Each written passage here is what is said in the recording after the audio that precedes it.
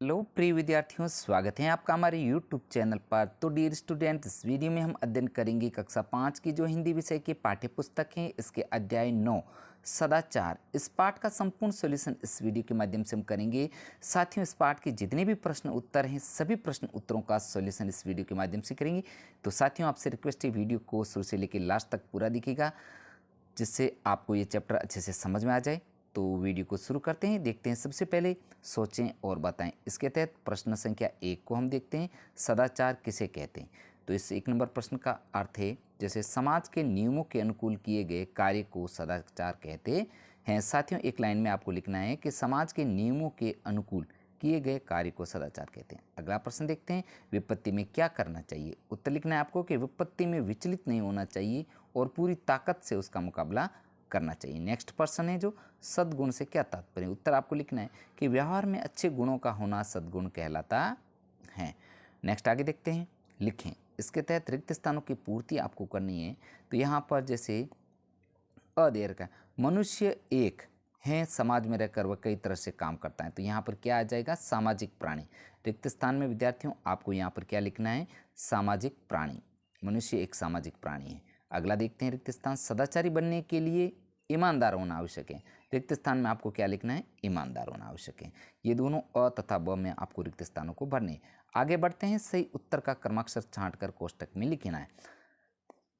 तो यहाँ पर क है जो प्रश्न, उत्तम व्यक्ति के गुण हैं गुरुजनों का आदर करना, मधुर बोलना, विनम्र रहना, उपयुक्त सभी।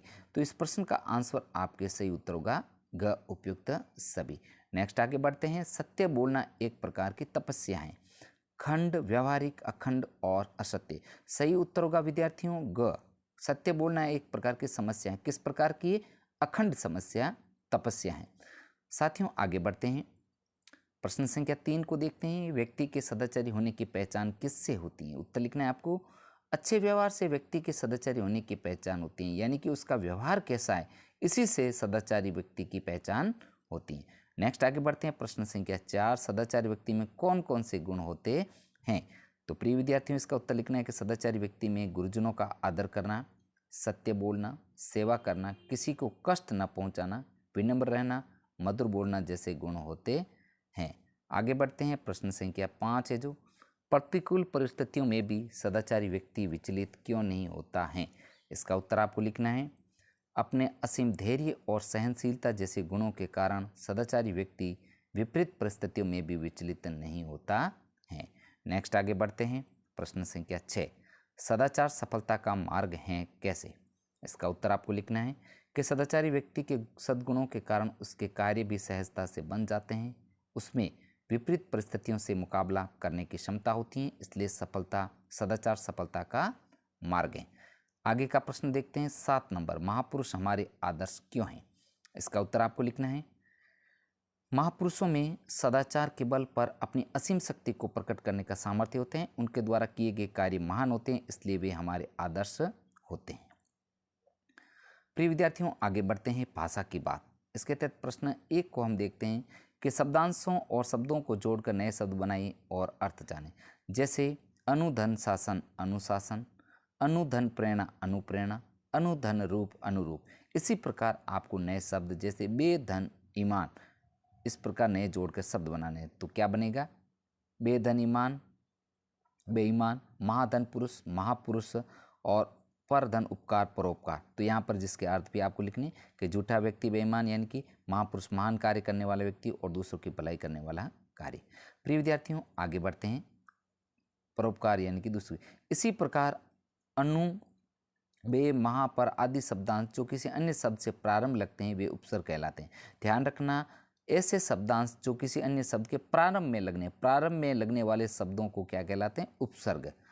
तो इसी प्रकार आप अन्य शब्द उपसर्ग भी बना सकते हैं। आगे देखते हैं, विपरीत अर्थ वाले शब्द आपको लिखने हैं। तो यहाँ पर जैसे सदाचार, सदाचार का विपरीत अर्थ यानी कि विलोम शब्द दुराचार होगा। इसी प्रकार ईमानदार का होगा बेईमान, सम्मान का होगा अपमान, निर्भय का होगा आपको डरपोक, और अनुकूल का प्रतिकूल, सद्गुण का दुर्गुण। इस प्रकार आपको जो है विलोम शब्द करने हैं। आगे बढ़ते हैं, यह भी करें, सदाचार के महत्व पर 5 वाक्य आपको लिखने हैं। तो प्रिय विद्यार्थियों, सदाचार पर 5 वाक्य लिखने हैं। तो यहाँ पर 1 नंबर पॉइंट देखते हैं, समाज के नियमों के अनुरूप किया गया काम सदाचार कहलाता है। दूसरा, सदाचार जीवन में सफलता का मार्ग प्रशस्त करता है। आगे बढ़ते हैं, सदाचार व्यक्ति को विपत्तियों से मुकाबला करना सिखाता है और सदाचार से व्यक्ति शीघ्र ही अपनी मंजिल तक पहुंच जाता है। सदाचार व्यक्ति को महापुरुष बनाता है। साथियों आगे बढ़ते हैं। तो प्रिय विद्यार्थियों, आज का ये चैप्टर इतना ही। प्रिय विद्यार्थियों, आज का जो है चैप्टर अपना पूर्ण हुआ। तो हमने इस वीडियो में सदाचार पाठ के जो संपूर्ण सॉल्यूशन इस वीडियो के माध्यम से किए। साथियों आपसे रिक्वेस्ट है, वीडियो को ज़्यादा से ज़्यादा लाइक तथा शेयर कीजिए। चैनल पर अगर नए हैं तो चैनल को सब्सक्राइब कीजिएगा। प्रिय विद्यार्थियों, आपको कक्षा 5 के हिंदी विषय की जो है संपूर्ण वीडियो मेरे चैनल के प्लेलिस्ट में एक साथ मिल जाएंगे, वहाँ से आप उनका अध्यापन एक साथ भी कर सकते हैं। साथियों मिलते हैं नेक्स्ट चैप्टर के साथ में। वीडियो देखने के लिए पुनः आपका दिल से धन्यवाद।